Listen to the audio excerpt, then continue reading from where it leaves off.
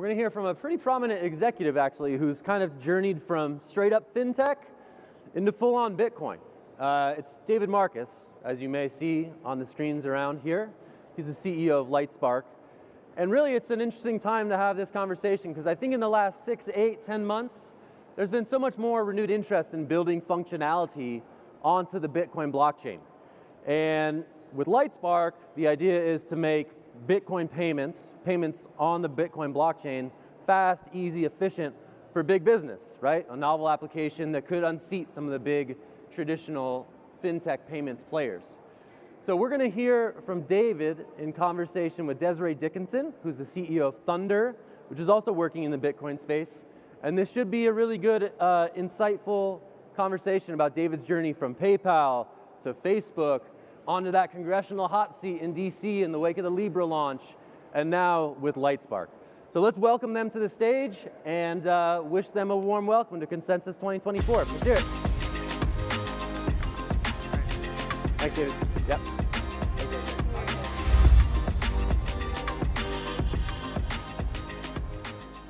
Awesome.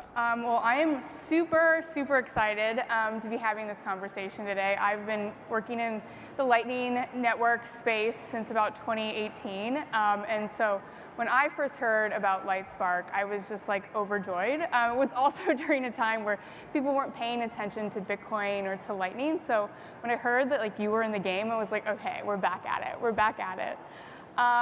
So I think my first question really, I am just like really intrigued about like your journey from like going from PayPal to Facebook and then now, you know, building what you're building at Lightspark. Like tell us a little bit about your journey to Bitcoin, and even if that was earlier, like what is your journey to actually building such like a profound business in the Bitcoin space? So my journey in Bitcoin started, actually the first time I came across it was 2009, and it was like really way too geeky even by my own geeky standards. And then a good friend of mine pulled me back into it like really deep in 2012.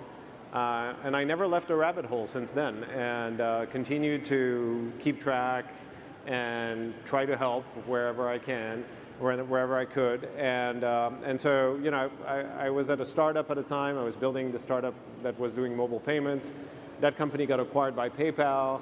I then moved on to Facebook. I actually considered for a hot minute to actually launch a Bitcoin exchange at the time in 2013. And then ended up at Facebook building Messenger, and then, you know, launching, or trying and failing at launching the infamous Libra DM project. Hey, it's all part of the character arc. Yeah, totally, 100%. That's the way now. I take it. It's all good. I mean, what about originally, like, just like the payment space was like interesting to you? It seems like you're always trying to solve a problem in payments. Like, what do you find that's like so broken, and what are you hoping to solve? Well, everything is broken about the way money moves today. And it's actually jarring. It's a giant anomaly. It's when you look at the way that every other piece of anything that can be digitized moves on the internet, and you compare that to the way money moves today, it's really completely jarring. It's like really not the way it should be. We should be able to move money in any currency to any other currency 24/7 for a very small fee. The network should be open to developers to build new applications on top of it. And it should be, you know, really straightforward and open. And that's not the reality we have. The reality we have is now we have a proliferation of real-time domestic payment systems in countries, even in the US now with RTP and FedNow. But the interoperability layer between those real-time payment systems is really actually not working. It's correspondent banking, it's SWIFT, it's you know, basically taking a few days to clear. It doesn't work Friday after 5 p.m. For a consumer in the US, you still have to walk to a branch for the most part to do an international wire and pay $45. And the lesson we learned with Libra is that if you want to build a truly open, interoperable network, you have to build it on top of something that's unassailable, maximally decentralized and neutral. And the only asset that's truly maximally decentralized and neutral to this level is only Bitcoin. So that's why we're building on top of it. Yeah, I mean, that's super powerful. One thing you mentioned is just, you know, all of these forces at work that seem to like kind of stop the ability for us to like transact freely or like build freely. And you are really kind of like, you know, we've talked to your team so much, you guys are doing such great work. And like what are like the biggest forces that you found yourself like fighting against? So, I really think like LightSpark is making Bitcoin and the Lightning Network mainstream. Like what are the biggest forces that are kind of, you find yourself like pushing up against and having to like explain this to? So let me unpack this in smaller compartments. So the first thing is the narrative out there has been for a while, okay, Lightning is just too complicated, doesn't work, not worth our time, we're just going to do something else. And that was definitely true until we and others built the layer of services and software that enables large-scale institutions and enterprises to predictably build on top of Lightning, connect to Lightning, send and receive payments reliably. And that took a while. Like it took us 2 years. We thought it was going to take us 1 year, but it took us like 2 to actually figure out how to automate channel management, multi-part payments, routing, liquidity, automatic liquidity deployment, and all of these things. But now it's actually really easy. And so the part of the equation that didn't compute for a number of exchanges and institutional players in the past was basically that there was a lot of work to implement, a massive amount of investment operationally to rebalance channel, deploy liquidities, make sure that the network actually functions. And they didn't know who else was on the network and whether people would use it. And so it was kind of a self-fulfilling prophecy. And the minute you actually remove the barrier of entry and you enable players like Coinbase coming onto the network on our stack like 3 weeks ago is a good example of that. When you bring large players onto the network, then you have downstream network effects of others wanting to be on the network and carrying, and now it's actually easier. So the flywheel is really, really taking hold. Yeah, I think Coinbase was a really big pivotal moment. I mean, at least people building in Lightning, that was for us, like now we can have Coinbase users cash out to our users cash out to Coinbase, which is really big because that's, everyone has a Coinbase wallet. So we were really excited about that.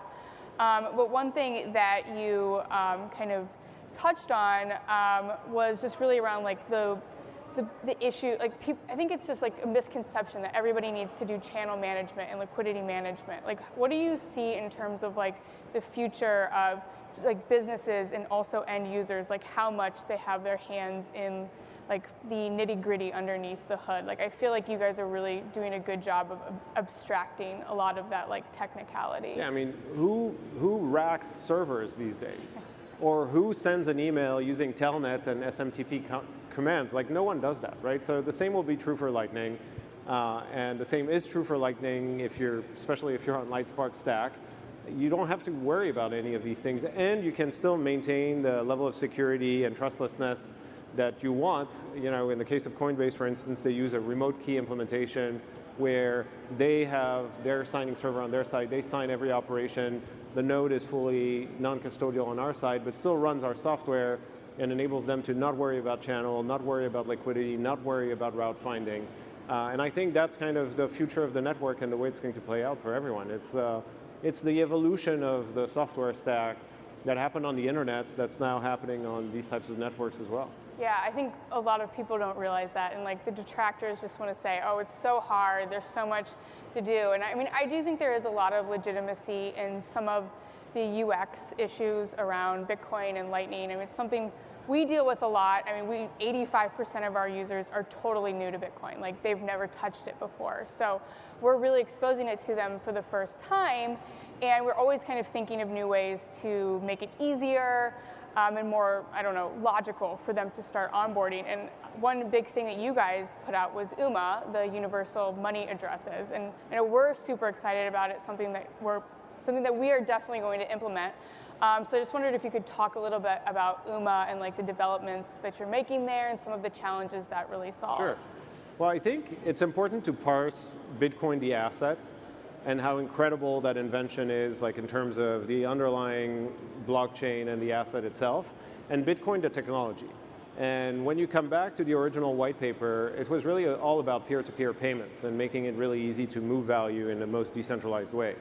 And so what we found is, by building the conviction that Bitcoin was truly the most neutral settlement asset in the world, we realized, okay, we need to make it move faster and cheaper, so Lightning was the answer.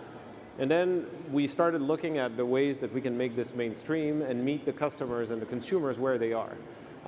And users don't care, they want to move value. And it turns out that Bitcoin might be the best neutral, fast, cheap settlement asset and network in the world. And so we realized that with Lightning, the whole concept of I need to get an invoice from someone to pay it, it's a two-player, sorry for the gaming analogy, but it's a two-player payment experience, which doesn't work. And so LNURL became available. And so we started looking at LNURL and ways that we can actually improve on LNURL by building something that would enable people to move any fiat asset or currency or any stablecoin or anything from point A to point B. So you could be in the US with your address being, $Desiree at. I could be in Mexico with $David at, and you'll be sending dollars. I'll be receiving Mexican pesos on the other side. And you wouldn't even understand that we're using Bitcoin and Lightning the same way that when you send an email, you don't think about SMTP and TCP/IP. And so we're really bullish about that because it's a human readable address. It looks and feels like an email for money, and it works. I like that it's clearly not exactly an email because we've struggled with Lightning addresses and people just putting in their emails. Yeah. And that becomes a disaster. So I really like the $sign starting with that. All the credit to that, by the way, goes to Seba, the founder of Ripio, who's like on the standard. Who was like, you need to start this thing with $1. And then I'm like, yeah, that sounds like a really good idea. So all the credit goes to him. Yeah, I think, us having very simple end users, like when I saw that, I was like, okay, yeah, they get it. Like they definitely Plus cash get tags have $signs. A lot of wallets around the world have $signs usernames, so right. Works. Awesome, I love that. I know you just announced, the Coinbase integration, which is really, really huge. And you have a lot of other people who are onboarding to your products, but what are like the projects or use cases that you're really excited about in terms of spreading adoption and really getting this thing going? So many things are going on. So we're onboarding a number of very large banks and financial institutions as we speak. We'll talk about that soon. And so we're excited about bringing the next 100 million users onto the stack and eventually onto UMA as well. So that we're excited about. We're also excited about extending the capabilities of UMA to make it more bidirectional, to enable developers to actually build on top of the standard and use those addresses as parameters to send dollars to an endpoint and receive, fiat, another currency in fiat or in stablecoins on the other side. So we're excited about all of that, and we're excited about like capabilities that will extend the reach of the network to the banking rails as well. Super interesting. In terms of the large, getting involved with the banks and stuff, one thing, I think that your offerings are really interesting is that you've already thought about all the compliance and regulatory stuff, which is a huge burden for a team of 5 or 6 people, right? And so that's something that's really, I think it is a really key differentiator when I'm making these assessments. But, Sometimes I get cursed for that though. I mean, there's kind of two different sides to that coin. One is building something crazy and beautiful and decentralized, but there's the other part of putting products in the hands of people. Right. Yep.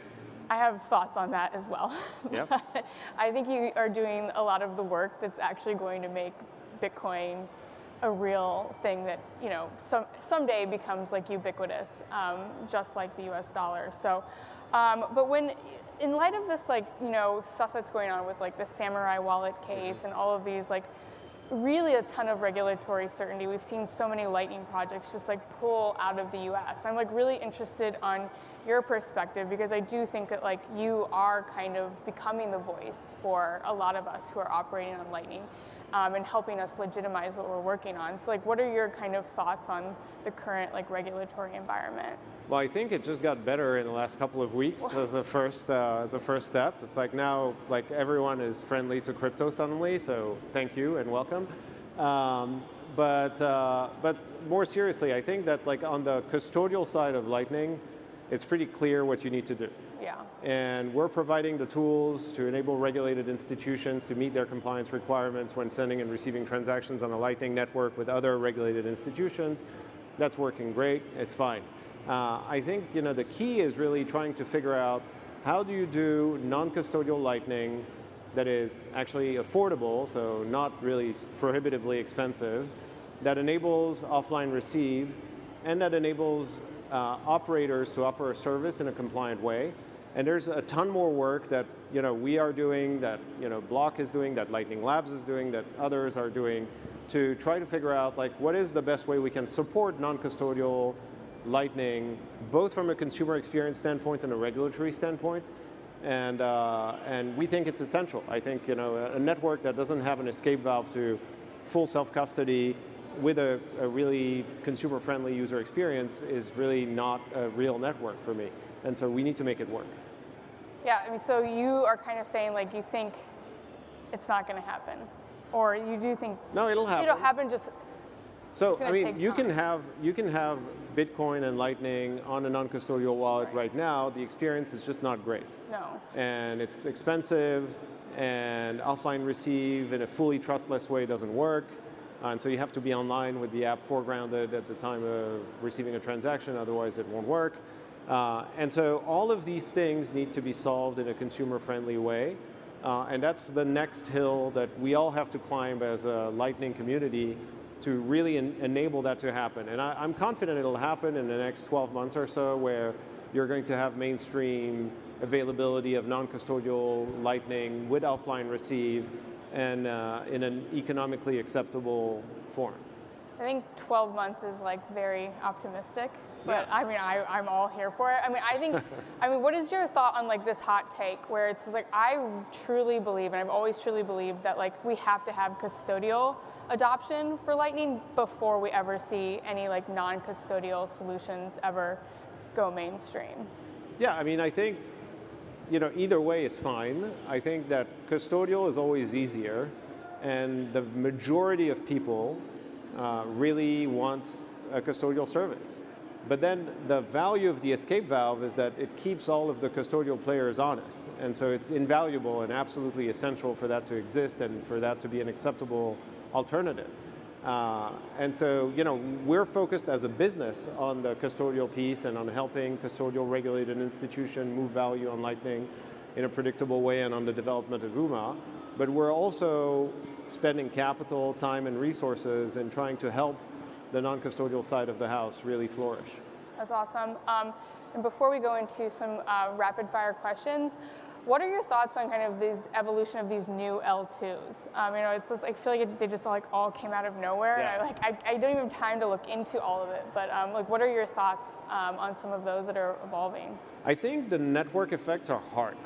So even though when we started on this journey with Lightning, it was on a relative basis still small, the network effects were really there. You had developers, you had exchanges, you had endpoints building on top of it.